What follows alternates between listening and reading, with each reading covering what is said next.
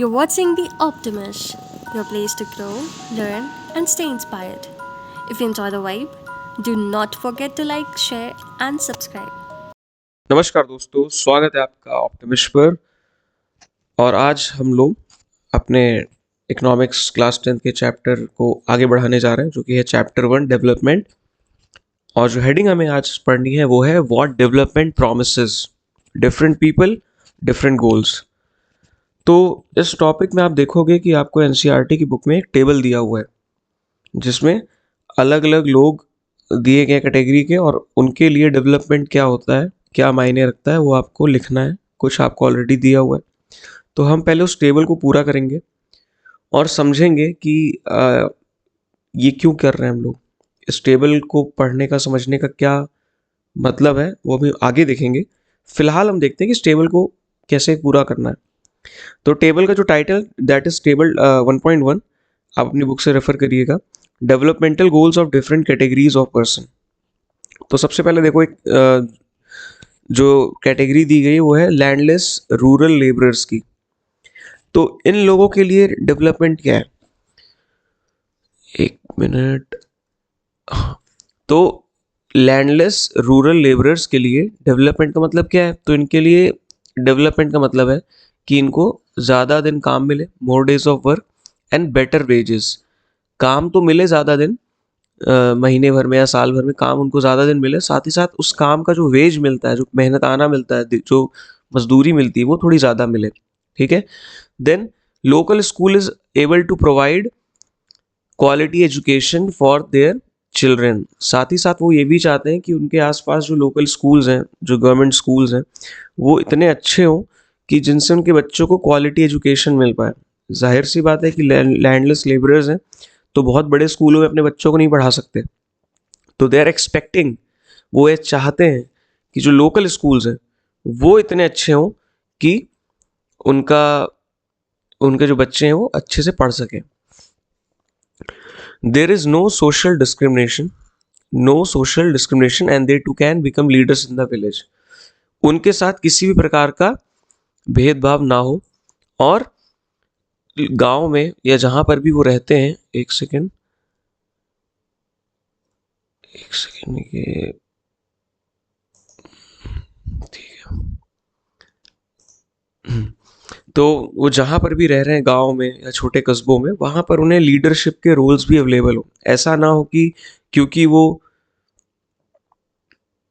क्योंकि वो landless labourer हैं तो उनका लीडरशिप में कोई रोल ही नहीं है, उनको कभी लीडरशिप वाले रोल नहीं मिल रहे।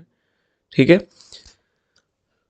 Now come to prosperous farmers from Punjab. अब सबको पता है कि पंजाब हरियाणा के फार्मर्स काफ़ी प्रॉस्परस होते हैं। प्रॉस्परस का मतलब है धनी होते हैं, धन धान्य से संपन्न होते हैं। तो ऐसे किसानों के क्या गोल्स हैं, developmental goals? assured a high family income through high support prices for their crops and through hard working and cheap laborers। अब देखो, एक पंजाब का किसान जो अच्छा खासा कमा रहा है ऑलरेडी, वो क्या चाहेगा कि उसकी फसल का उसको ज़्यादा प्राइस मिले गवर्नमेंट से। अभी ये जो एमएसपी वगैरह ये सब आपने पढ़ा होगा, या मैं शॉर्ट में अगर बता दूं, तो जब भी कोई फसल उगाता है किसान, तो गवर्नमेंट जब उससे वो फसल खरीदती है तो एक मिनिमम प्राइस पहले ही डिक्लेयर कर देती है कि इस साल गेहूं की फसल का इतना दाम मिलेगा। तो किसान वो फसल उसी रेट पर गवर्नमेंट को बेच देते हैं। इसको एमएसपी कहते हैं। बहुत मैंने शॉर्ट बता दिया।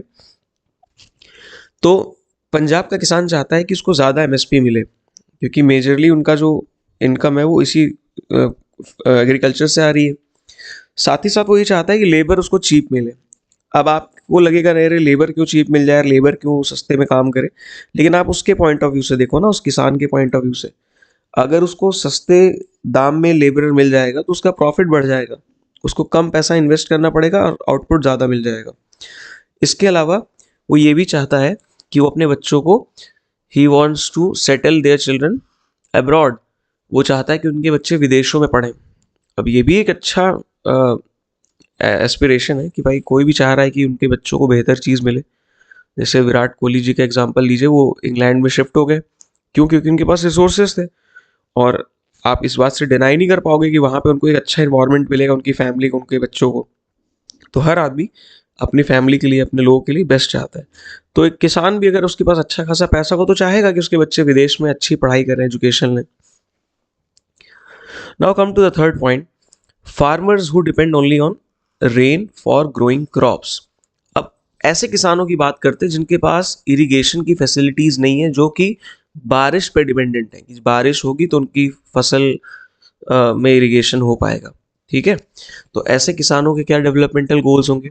सबसे पहले they want assured irrigation facilities, मतलब वो चाहते हैं कि गवर्नमेंट के थ्रू उनको क्या मिले, इरिगेशन की फैसिलिटीज मिले, क्योंकि वो खुद इतने सक्षम नहीं है, खुद इतने केपेबल नहीं है कि ट्यूबवेल्स वगैरह लगा पाएँ। तो उन्हें क्या चाहिए, जैसे कैनाल्स चाहिए, नहर जो होती हैं, ट्यूबवेल्स चाहिए, जिससे वो अपनी क्रॉप को इरिगेट कर पाएँ। Then they want crop insurance. Crop insurance का मतलब ये है कि क्योंकि वो इरिगेशन की फैसिलिटीज़ अफोर्ड नहीं कर पा रहे हैं, तो इट्स क्वाइट पॉसिबल कि कभी कभी हो सकता है बारिश ही ना हो, ड्रॉट की कंडीशन आ जाए। तो ऐसी कंडीशन में अगर फसल खराब होगी तो क्रॉप इंश्योरेंस होने से फ़ायदा ये होगा कि गवर्नमेंट उनको उन क्रॉप का पैसा दे देती है उस नुकसान का। ठीक है, next is timely availability of seeds and fertilizers. अक्सर ये देखा गया है कि जो किसान होते हैं, जो गवर्नमेंट की दुकानों से सीड्स और खाद ये सब खरीदते हैं, यूरिया वगैरह, वहाँ पे इन सब चीज़ों की कमी हो जाती है या टाइम पे नहीं मिल पाता है। और एग्रीकल्चर एक ऐसी एक्टिविटी है जिसमें टाइम का बहुत बड़ा रोल है। आप ऐसा नहीं कर सकते 10 दिन बाद फसल बो रहे हो, फिर 10 दिन बाद काट रहे हो। एक परफेक्ट टाइम पे सारी चीज़ें करनी होती हैं। तो अगर टाइम पर सीड्स माने बीज और फर्टिलाइजर खाद नहीं मिलेगी तो इनका तो नुकसान हो जाएगा। तो दे ऑल्सो वांट कि उनको टाइम पर सीड्स और फर्टिलाइजर प्रोवाइड किए जाएं। Now come to the fourth point, a rural women from a land owning family. एक ऐसी औरत जो कि गांव की है लेकिन उसकी फैमिली लैंड ओनिंग है, उनके पास काफ़ी ज़मीन है। तो उसके क्या डेवलपमेंटल गोल्स हैं? मोर से in decision making over the land and it's produce. क्योंकि वो एग्रीकल्चरल फैमिली से है तो वो चाहती है कि उसको भी उसके फैमिली के जो डिसीजन है उसमें पार्ट लेने का मौका मिले। ठीक है, फैमिली में जो भी डिसीजन मेकिंग हो रही है उसमें उसको पार्ट मिले। सो ये जो लेडी हैं रूरल वुमेन, ये चाहती हैं कि उनके फैमिली में जो डिसीजंस हैं अबाउट लैंड, जो ज़मीन है, खेती के बारे में, उसके प्रोडक्शन में क्या क्या हो रहा है, उसके बारे में उनको ज़्यादा पावर मिले उस पर डिसीजन लेने की। Then access to education. Even though वो एक अच्छी फैमिली से आ रही हैं, काफ़ी पैसा भी होगा, लेकिन एजुकेशन इज़ समथिंग जो वो डिज़ायर करती है कि उनको एजुकेशन मिले। ठीक है, और she should get opportunities outside the house hold. क्योंकि वो एक रूरल फैमिली से, तो आपको पता है रूरल फैमिली में बहुत ज़्यादा एक्सपोजर नहीं मिलता फीमेल्स को खासकर। तो शी वांट्स कि उनको बाहर के कामों की भी अपॉर्चुनिटी मिले। ठीक है, then relief from the double burden of house work and farm work. क्योंकि वो एक फार्मिंग फैमिली, एग्रीकल्चरल फैमिली से बिलोंग करती हैं, तो हो सकता है कि उनको बहुत सारा काम एग्रीकल्चर का भी देखना पड़ता हो, फिर घर के भी काम देखने पड़ते हैं, जैसे खाना बनाना, ये सब चीज़ें करना। तो शी वांट्स रिलीफ, उनको आराम चाहिए इन दोनों रिस्पॉन्सिबिलिटीज से। Now come to urban employed youth, unemployed youth. एक ऐसा व्यक्ति, ऐसा युवा जो शहर में रहता है और अनएम्प्लॉयड है, बेरोजगार है। तो ऐसे युवाओं को क्या चाहिए भाई? ऐसे यूथ को क्या चाहिए? उनको सबसे पहले उनकी डिज़ायर है कि उनको एक सिक्योर जॉब मिल जाए। ठीक है, एक ऐसी जॉब मिल जाए जहाँ पे उनको जॉब सिक्योरिटी हो, अच्छी सैलरी मिले, और सिर्फ यही ना, उनको ना आगे बढ़ने के मौके मिले, अपनी ऐसी अपॉर्चुनिटीज़ मिले जिससे वो अपने स्किल्स को डेवलप कर पाएँ, बढ़ा पाएँ, एक अच्छी सोशल लाइफ हो। अब बहुत अच्छी सैलरी, बहुत अच्छी जॉब है, लेकिन आप एक ऐसी जगह पे रह रहे हो जैसे गांव देहात में, या ऐसी जगह पे जहाँ पे आप बिल्कुल आइसोलेटेड हो, अकेले हो, तो क्या आपको अच्छा लगेगा? आपको नहीं अच्छा लगेगा। आप चाहोगे कि आपके भी दोस्त हों, आप भी शाम को हैंग आउट करो। तो ऐसे व्यक्ति को एक सोशल लाइफ भी चाहिए, उसके दोस्त यार, मूवीज़ वगैरह सारी चीज़ें, एंड फ्रीडम चाहिए अपने चॉइसेस खुद बना लेने की।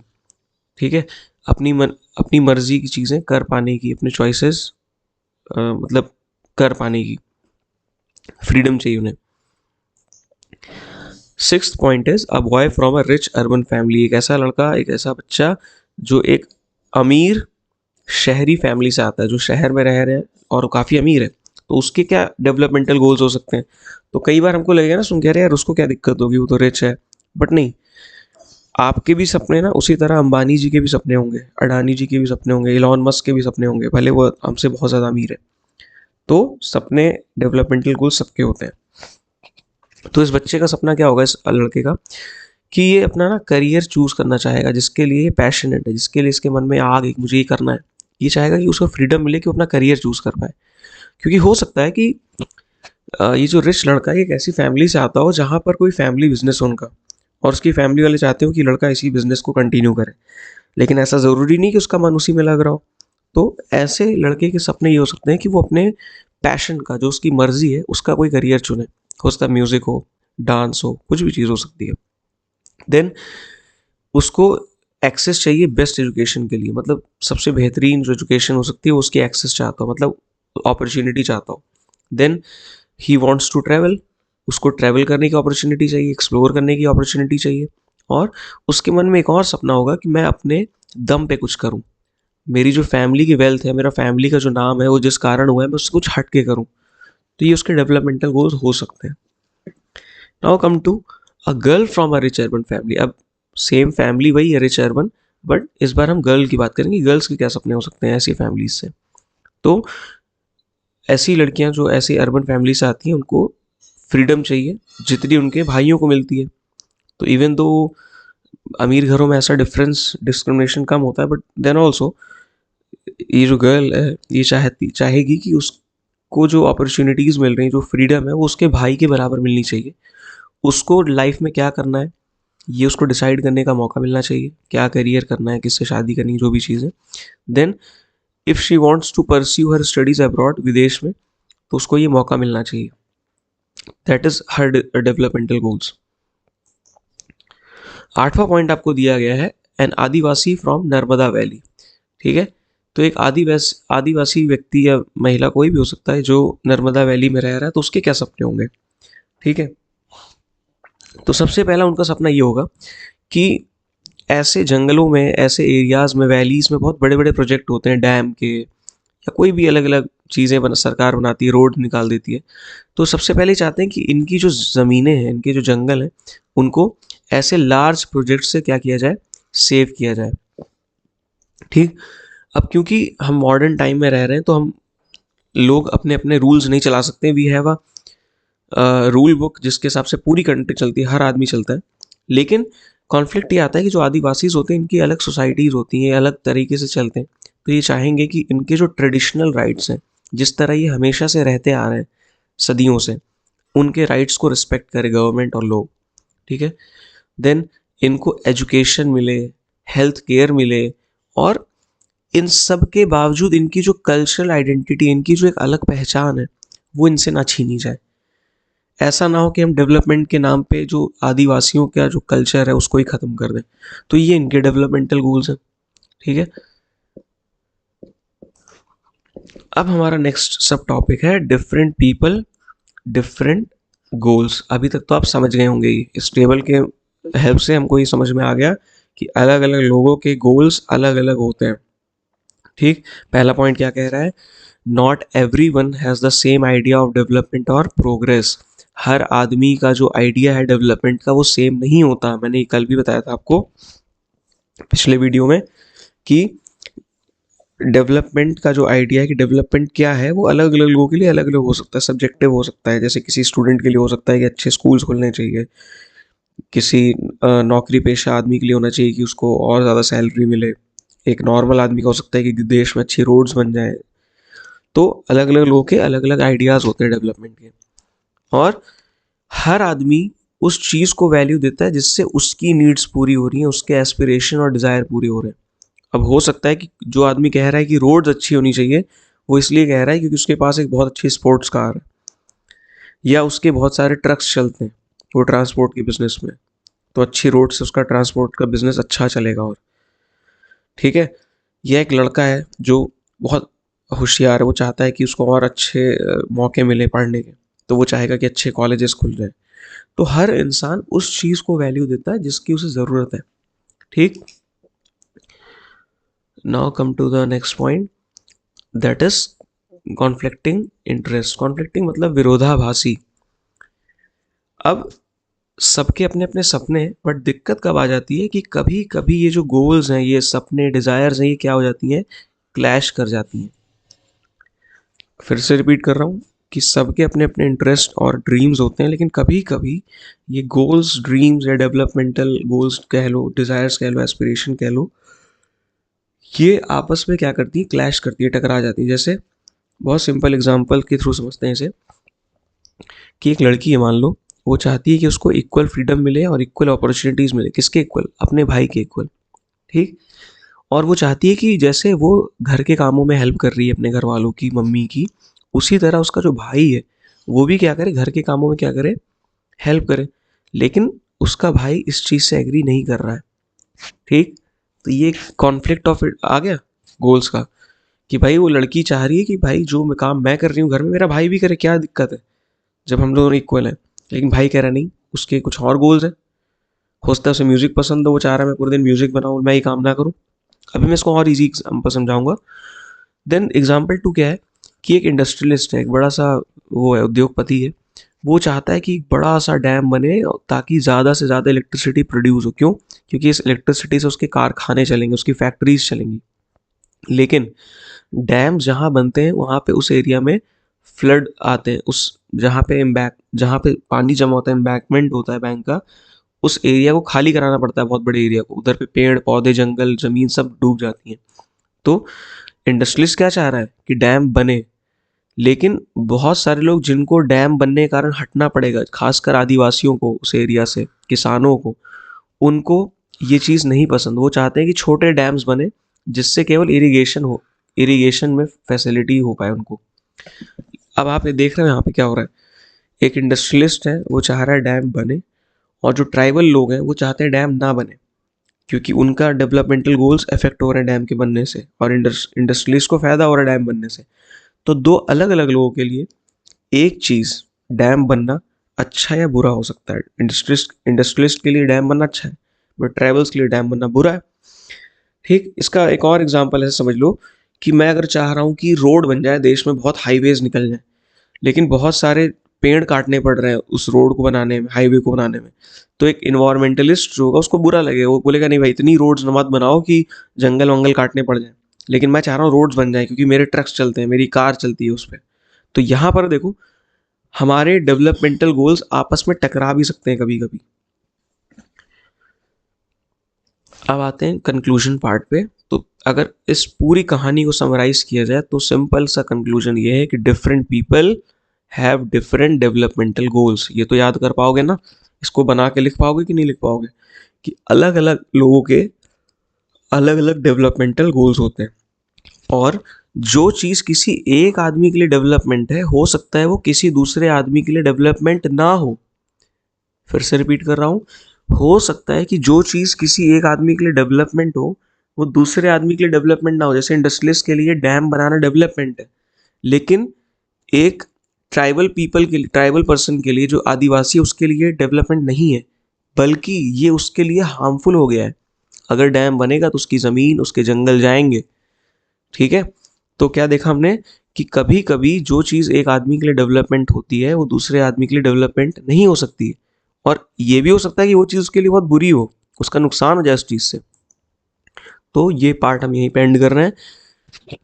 अच्छा लगा वीडियो को लाइक कर दीजिएगा, दोस्तों से शेयर कर दीजिएगा, और चैनल को सब्सक्राइब कर लीजिएगा। आपको लग रहा होगा कि वीडियोस काफ़ी लेंदी हैं, बट ट्रस्ट मी, अगर आप इसको अच्छे से देखोगे, समझोगे, दिमाग में बैठाओगे, तो आपको पता भी नहीं चलेगा। जब आप टेस्ट में बैठोगे लिखने के लिए आंसर्स, तो आपको आंसर्स बनाने में डिफ़िकल्टी नहीं होगी। ये वन शॉट वीडियोस का जो अनहेल्दी ट्रेंड है, वो केवल टेस्ट के टाइम ही पढ़ा करो, उससे जब एकदम लास्ट मोमेंट है। फिलहाल यू हैव गॉट टाइम, तो वीडियो को अच्छे से डिटेल में देख के पढ़ो, जिससे आपको आगे फ़ायदा हो। ठीक है। और बस मिलते हैं जल्दी से नेक्स्ट पार्ट में। जय हिंद, जय Bharat. Thanks for watching. Stay curious, stay optimistic, and don't forget to subscribe.